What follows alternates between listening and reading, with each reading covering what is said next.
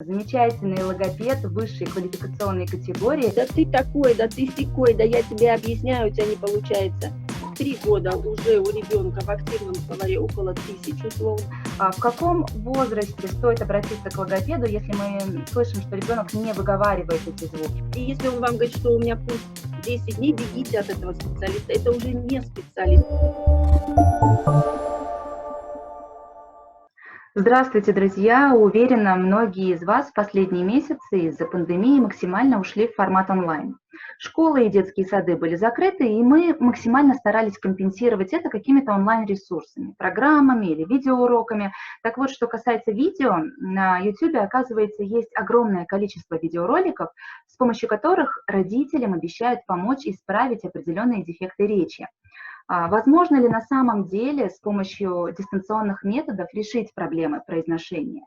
Почему вообще у некоторых детей появляются трудности с определенными звуками? Возможно ли этого не допустить? И когда, в каком возрасте лучше обращаться к логопеду? Ответим прямо сейчас на эти вопросы. Ну а в бонус наш гость покажет несколько артикуляционных упражнений.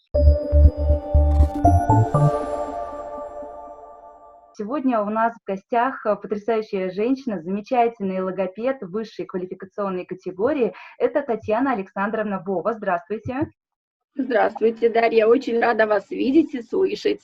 Вообще эволюция произношения слов у ребенка, она очень интересна. То есть, когда мы маленькому ребенку показываем там машинку, и он говорит «биби», да, то есть мы понимаем, что все, он идентифицировал этот предмет или этот объект, мы несказанно этому радуемся. Потом «биби» в какой-то момент превращается в масинку, потом в масынку, когда, собственно, машина должна превратиться в машину, рука в руку, когда все эти вот звуки должны уже четко быть артикулированы у ребенка.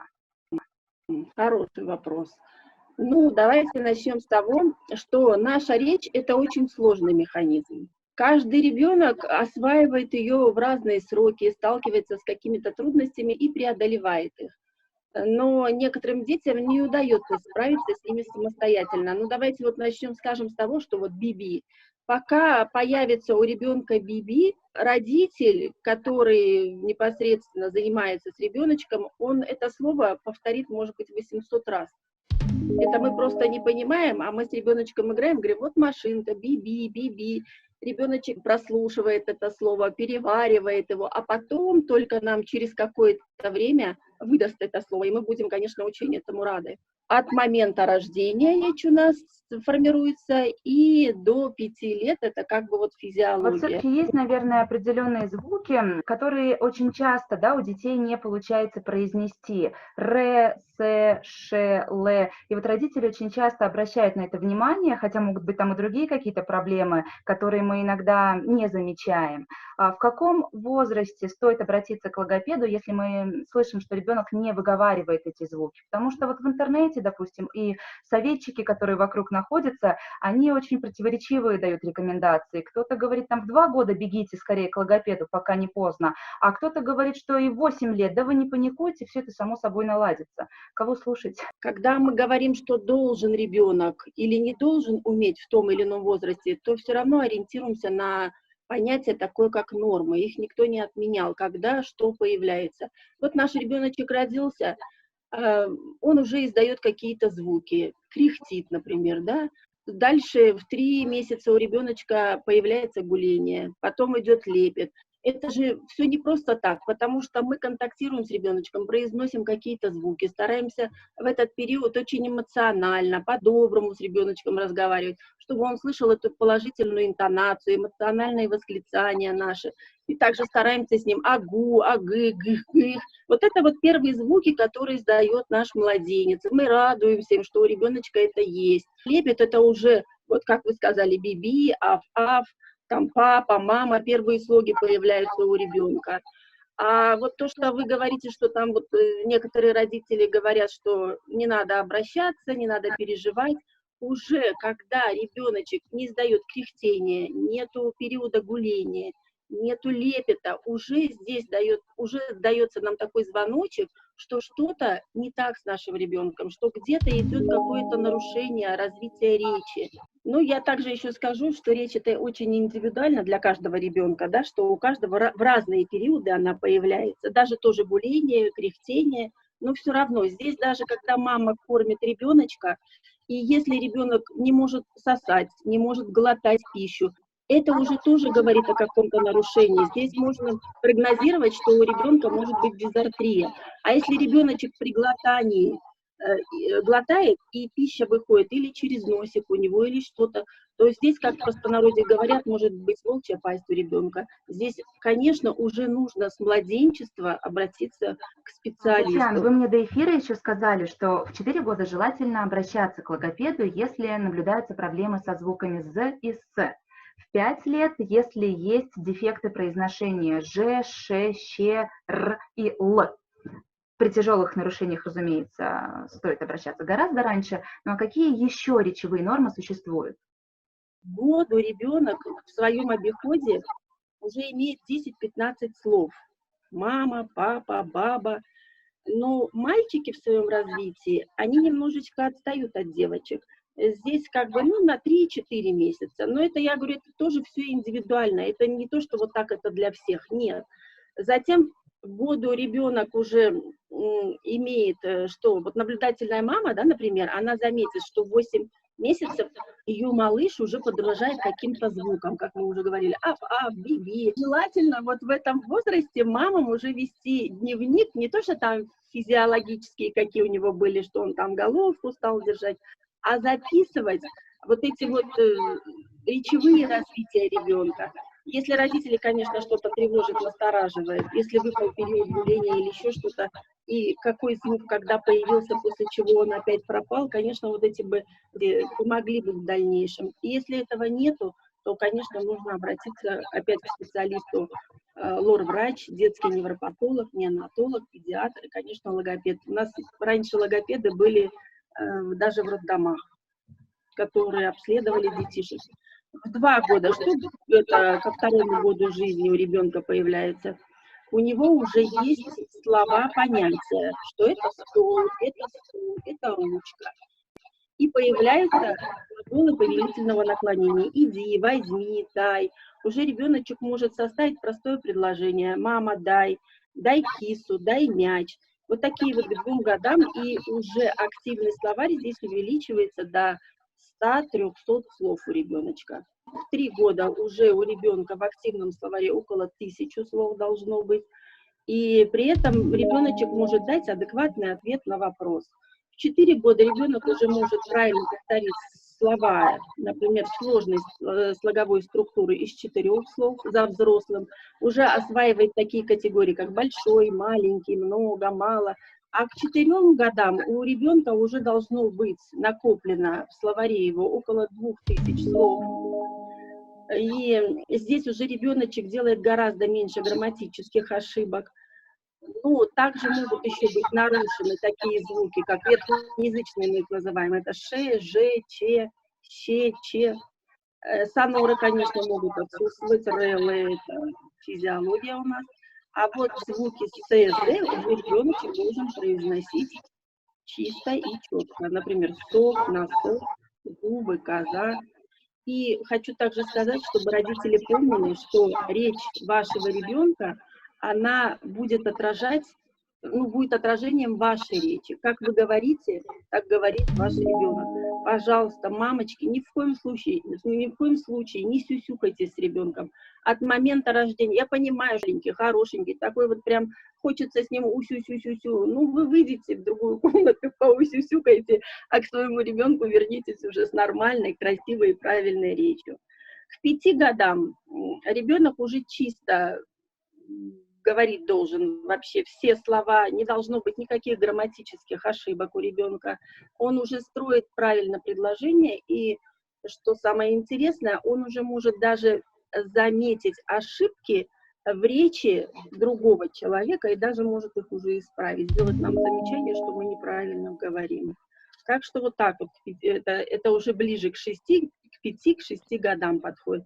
И, конечно, к 7 годам уже у нас ребенок красиво говорит, красиво строит предложение, может составить рассказ по картинке, может пересказать, что было, как было. Татьяна, а почему могут возникнуть вот эти вот проблемы в произношении? Например, да, ребенок «с» заменяет на «ц», «р» на «в» или вот эту горловую, да, «г», как мы говорим, французскую. От чего это происходит? Перечисленные вот эти вот звуки, да, это звуки позднего антогенеза, как мы их называем. И они появляются в речи уже в поздний период, да, в 3-4 вот года дети в основном эти звуки либо заменяют на более простые, или вообще пропускают, их нету.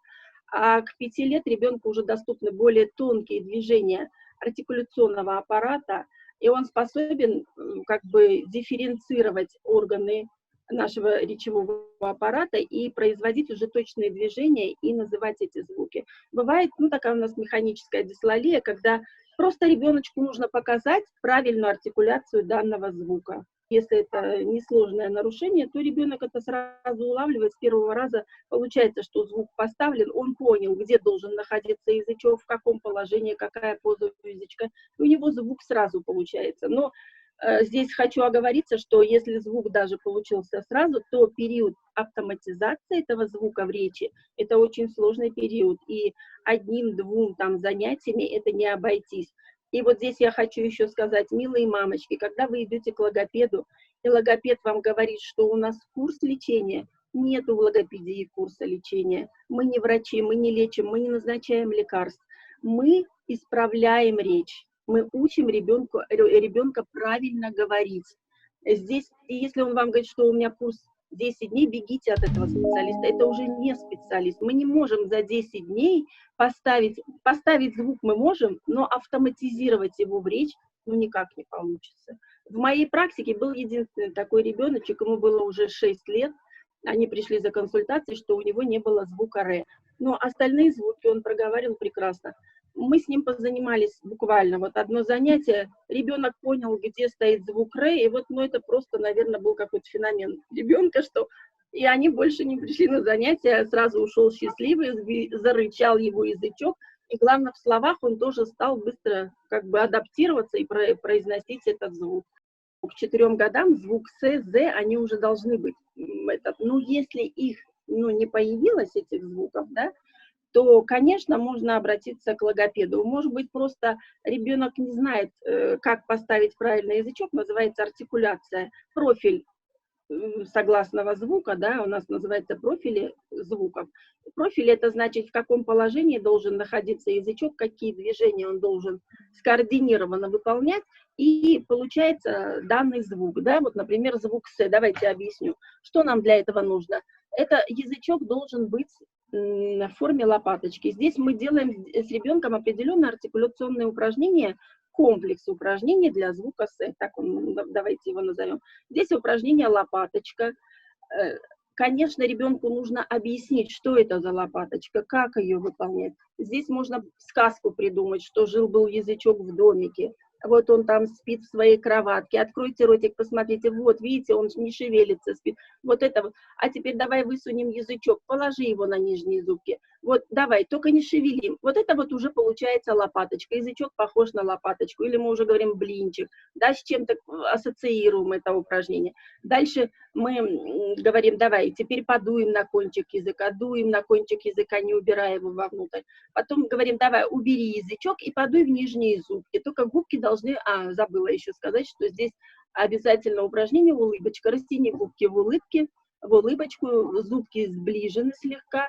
Ну, маленькую щелочку между зубками нужно оставить. И давай, теперь вот как мы дули на язычок на улице, теперь его спрячем за зубки и также подуем в зубки, как будто зубкам жарко. И получается звук «с». Вот, например, так. Ребенок слышит, глазки блестят, он доволен, что он понял, куда нужно поставить ему, в какую позицию поставить язычок, и у него получается звук «с».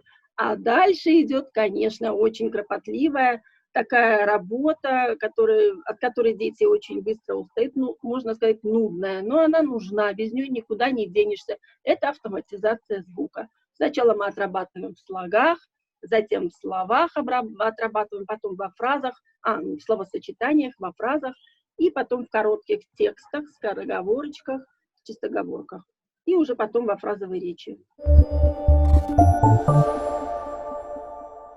Татьяна, вот вы сказали, что здесь очень важно показать ребенку, как правильно работать с язычком, как правильно достичь этого звука. Родитель без эксперта, без специалиста сможет это сделать? Просто дело в том, что в интернете в последнее время появилось очень много на YouTube уроков, как можно работать с ребенком. То есть может ли родитель, глядя на вот эти вот обучающие материалы, попытаться сам, или он только хуже может сделать? Хуже он не сможет сделать, но и пользы он тоже никакой не принесет. Я вот тоже несколько видеоуроков сама просматривала. Мне как специалисту они понятны. Но бывают такие моменты, вот я вам сейчас рассказала более простой момент, что ребеночку объяснила, он понял, куда язычок поставить. Ну, не у каждого ребенка сразу так получается поставить язычок в данную позицию, понимаете? Поэтому мама будет говорить, да ты такой, да ты сякой, да я тебе объясняю, у тебя не получается. А если мы будем ребенку об этом говорить, что он у нас такой бестолковый и ничего не понимает, он вообще не захочет потом с нами заниматься, и никакие видеоуроки вам не помогут. Поэтому, если какое-то есть нарушение, ну ничего тут такого страшного, сходите к специалисту, один раз проконсультируйтесь. Если специалист смотрит, что это просто функциональное какое-то такое нарушение, да, которое связано просто с нарушением артикуляции, да, неправильно артикулирует звук, просто логопед подскажет, как это правильно делается, даже, может быть, отработает, и у ребенка уже это пойдет. И обязательно нужно, чтобы родители присутствовали на этих занятиях, чтобы они видели, как занимается специалист, чтобы подсказать ребенку. Ребенок молодец, он, когда выполняет, старается все, но лишняя как бы наблюдательность со стороны родителей не помешает в этом случае, потому что иногда ребеночек может что-то сделать неправильно, что-то забыть, а здесь, конечно, помощь родителя, поддержка родителя, это будет вообще для ребенка, что он не один в своей проблеме, что кто-то с ним рядышком, для него это очень большая помощь. Поэтому видеоуроки, они, может быть, полезны, но когда родитель с ребенком уже прошли какие-то этапы логопедических занятий. Когда у меня у ребенка в возрасте 4 или 5 лет возникла эта проблема, он не мог произнести «р», мне многие советовали в первую очередь обращаться не к логопеду, а проверить уздечку. То есть все говорили, что может быть что-то с ней. Это на самом деле так часто бывает или нет? Давайте скажем сначала, что такое уздечка. Уздечка – это такая тоненькая складочка слизистой оболочки. Сколько уздечек у человека? 3, да, мы знаем, значит, всего 3 уздечки. Уздечка верхней губы, уздечка нижней губы, и вот это наша подъязычная уздечка, перепонка, которая находится под язычком и соединяет язык с подъязычным пространством. У всех людей она может быть разной длины, но в норме у ребеночка она должна достигать где-то 8 миллиметров. Бывает, да, покороче она. Как определить, насколько коротка эта уздечка? Попросить ребеночка просто поднять язычок кверху. Если язычок поднимается кверху, к верхнему небу, даже вот как бы к зубкам, да, открыть ротик и поднять. И если язычок свободно поднимается, то уздечка в норме. Но бывает, что язычок не может подняться. Если, конечно, вот такая короткая уздечка, при которой ребенок не может язычок выдвинуть вперед и поднять его кверху, то, конечно, она сильно натягивается, то не стоит сразу бежать к ортодонту, сначала сходите все равно к логопеду. Пойдете вы к врачу-ортодонту, он вам скажет, давайте резать быстренько, понимаете? А это все-таки травма для ребенка. А логопед, он посмотрит, и если есть возможность как бы растянуть, специально есть упражнения для растягивания уздечки. Лучше поделать эти упражнения вначале. Я хочу сказать еще про уздечку верхней губы, вот здесь которая. Вот когда у детишек появляются уже зубки, бывает, что между зубками такая расщелина есть. Что это такое? Вот это вот уздечка, которая находится под верхней губой. Ну, если мы ротик откроем, у нас там вот прям как треугольничек идет на десну. Она очень низко расположена, и когда уже у ребеночка появятся основные зубки, то здесь можно, конечно, сходить к зубному стоматологу или к ортодонту. Он просто подсекает эту уздечку, и затем, как бы, со временем зубки становятся на место, и щербатость это уходит у детей. Есть так называемая артикуляционная гимнастика. Люди, Конечно. которые работают вот в такой сфере, как мы, например, да, дикторы, они знают, что это такое. Для некоторых это, возможно, тема достаточно такая неизвестная, но это упражнения, которые, в принципе, полезны всем. Есть проблемы, да, с речью, нет никаких дефектов. Вы можете показать несколько вот таких вот упражнений, которые каждый у себя дома может использовать и для себя, и для своих детей, естественно? Ну, конечно, можно показать упражнения, но смотря для каких звуков. Конечно, есть у нас общие упражнения и есть комплекс упражнений для определенного ряда звуков. Например, для верхнеязычных у нас такие упражнения, чтобы язычок побольше поднимался кверху. Для СЗ, значит, ну, давайте покажу. Вот первое упражнение — лопаточка. Что это такое? Это нужно улыбнуться, положить широкий язычок на нижнюю губу и удерживать в таком положении. Это статическое упражнение называется. И удерживать в таком положении подсчет сначала от 1 до 5 и выполнить так, например, ну, 3-4 раза. А если ребеночек совсем маленький и у него не получается это упражнение, то мы как бы можем 2-3 раза попросить, и то вот, ну давайте, вот лопаточка, первое упражнение вот так. И удерживаем, чтобы язычок не шевелился. Ну, не у всех детишек получается выполнить это упражнение сразу. Поэтому мы говорим, давай-ка мы накажем наш непослушный язычок. Что мы для этого делаем? Давай мы его пошлепаем. Вот так. Та-та-та-та-та, и язычок при этом расширяется. Это упражнение нам нужно для звука, для постановки звука С, З, да, например, С. И также в дальнейшем нам лопаточка нужна, потому что это основа. Потом мы делаем чашечку, заворачиваем язычок, вот, например, так чашечка, да? Это тоже нам нужна лопаточка, вот наверх, да, прям нужно как бы накрыть верхнюю губу. А для чего нам еще эта чашечка нужна? Это для звука Ш, Ж, Р. И вот для вот этих Л, Р, Ш нам нужна еще такое упражнение снежинка, да, это, например, вот так тоже делаем сначала лопаточку, поднимаем вверх чашечкой и стараемся сдуть с кончика носика вот эту вот маленькую такую ваточку, ну, небольшой, конечно, ком, а такую легкую, чтобы она летела. Сейчас я попробую это сделать. Улетела, вот. Это вот, значит, для чего нам эти упражнения нужны? Мы говорим, сделай там, например, чашечку, заведи ее за верхние зубки и подуй там снежинку. А губки при этом сделай рупором, вот так. Получается звук Ш. Здесь мы должны еще отработать такое упражнение, как рупор. Вот такое. Губки вот так, рупором. Теперь, значит, вот сюда мы подключаем чашечку, заводим ее за верхние зубки, дуем за верхними зубками, и получается звук Ш.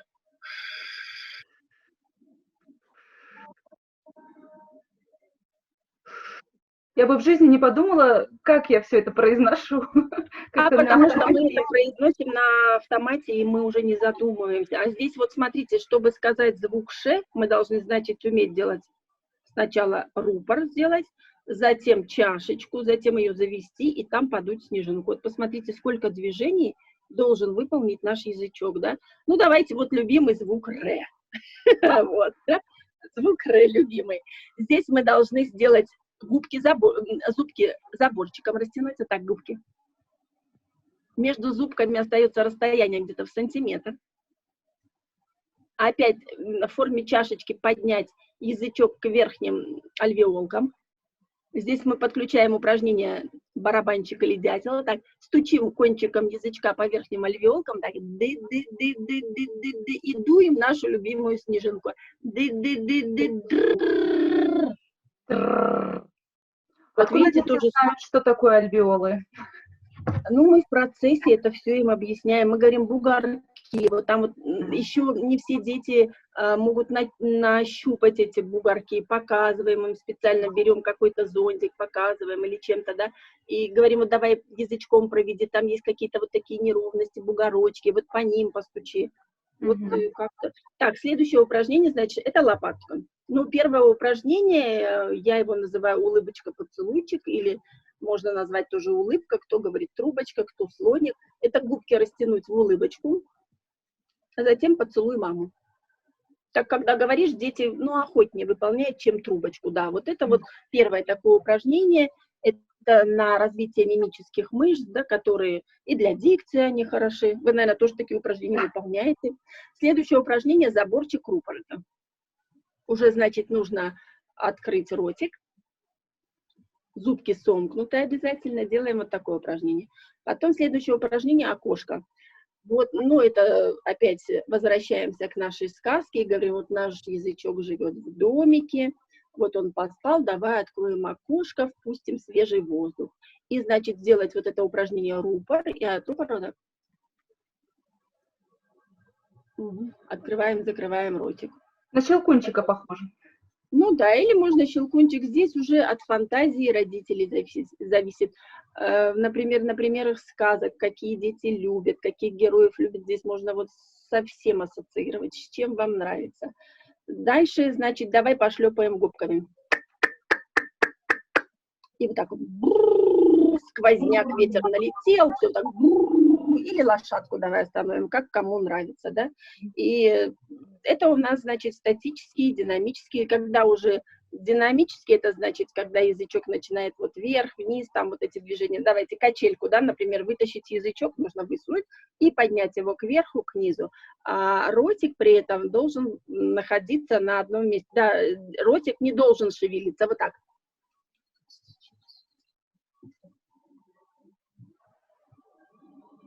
Ага. Дальше у нас упражнения часики идут. Тоже ротик приоткрыт. И только язычок. Тут следим, чтобы челюсть у ребеночка не ходила влево-вправо. У вас не ходит, у вас все нормально. Вот такие вот упражнения у нас есть. А потом, вот, например, вы еще спрашивали, да, в каком возрасте, да, нужно начинать делать эти упражнения. Да. Эти упражнения уже начинает ребеночек делать от момента рождения. Вот когда мамочка прикладывает к груди ребенка, он начинает захватывать сосуд, уже ребенок начинает работать, да, начинает развиваться мимическая мускулатура артикуляционного аппарата, язычок начинает работать. Потом можно даже, вот когда уже сосочку ребеночек начал сосать, вы сосочку то влево делаете, то вправо. Вы как бы играете с ребенком, а нет, уже мы делаем упражнение артикуляционный, язычок бежит влево, бежит вправо, потом наверх, потом он начинает ротиком хватать. И самое вот тоже интересное упражнение – лошадка, да, уже когда там 6-7 месяцев мы с ребенком начинаем так, ребеночек тоже начинает нам звукоподражать, старается тоже подцокать. Чем хорошо это упражнение, что в дальнейшем у этого ребеночка могут в норме появиться вот эти верхние язычные звуки, верхние язычные звуки. Вот это ш, ж, р, л. А потом очень хороша еще пальчиковая гимнастика для детишек. Сорока, ворона, там кашу варила, пальчики начинаете загибать. Чем лучше развита мускулатура пальчиков ребенка, тем как бы лучше будет развиваться речь ребенка. Это вот такая вот закономерность, что нужно развивать и мелкую моторику пальчиков рук. Очень рада, если моя информация будет полезной родителям. Татьяна, спасибо вам большое за эти развернутые и очень полезные ответы. Ну а мы, друзья, делаем выводы. Максимальное внимание на комплексное развитие ребенка. Мелкая моторика с речью связана очень тесно. Эмоциональная составляющая очень важна. В общем, берегите своих деток, заботьтесь о них. Ну а мы с вами увидимся уже в другом интервью, в другом видео или услышимся на волнах радиостанции Азия+.